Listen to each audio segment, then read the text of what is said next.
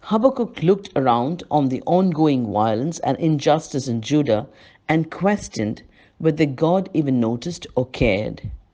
God answered Habakkuk that yes, he did notice, yes, he did care, and that he was in a process of raising up the Babylonians for this very purpose to judge the people of Judah for their unrepentant sin.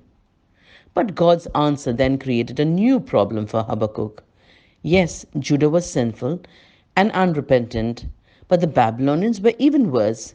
How could God use a more wicked nation to judge a less wicked nation? When confronted with the problem of evil, Habakkuk questioned God. Does God care? Now, when confronted with God's judgment for sin, Habakkuk questions, is God fair? Let's look at Habakkuk's complaint and then God's response. Habakkuk brings his complaint forward in three stages. There are three things that he absolutely is convinced of in and of themselves, and yet he cannot see how all three could be true at the same time. The first thing Habakkuk is convinced of is that God is sovereign over the nations. Habakkuk 1, verse 12. Are you not from everlasting, O Lord my God, my Holy One? We shall not die.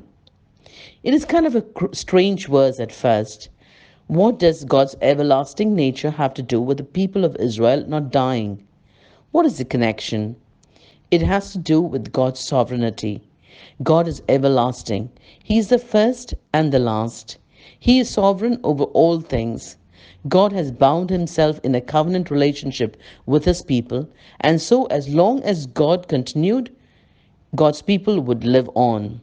This is There is an interesting parallel in Malachi 3 verse 6 where God says, I the Lord do not change, so you, O descendants of Jacob, are not destroyed. God does not change. He is the everlasting. God is sovereign over all nations.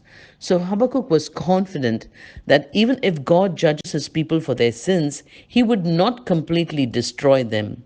Habakkuk firmly believed that God was sovereign over all the nations as well. Look at the second part of verse 12. O Lord, you have appointed them to execute judgment. O Rock, you have ordained them to punish. Habakkuk affirmed that God was the one who had appointed the Babylonians and ordained them for the task. In other words, he is saying, now I understand why you're raising up the Chaldeans or Babylonians. It is your way of waking my people up to their folly, to their awful stupidity in turning away from you. They think they can live without you. And yet, how many times have you sent prophets to them, pleading, begging, and reminding them of your word? You have poured out blessing after blessing upon them, and still they go on in their senseless folly, taking it all for granted, thinking they can go on living without you.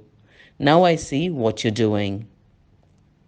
The second thing Habakkuk is convinced of is that God is holy and cannot tolerate wrong. Habakkuk 1 verse 13, your eyes are too pure to look on evil. You cannot tolerate wrong. This is one of the greatest teaching of scriptures that God is absolutely holy and pure. 1 Peter 1 15 and 16 says, but just as he who called you is holy, so be holy in all you do, for it is written, be holy because I am holy. Are you growing in holiness? Are you offended by sin around you? Do your eyes refuse to look upon evil? We all need to grow in the area of holiness. Be vigilant and be watchful. Be blessed. God willing, we will continue in the coming days to learn of Habakkuk's journey from doubt to faith. Praise God.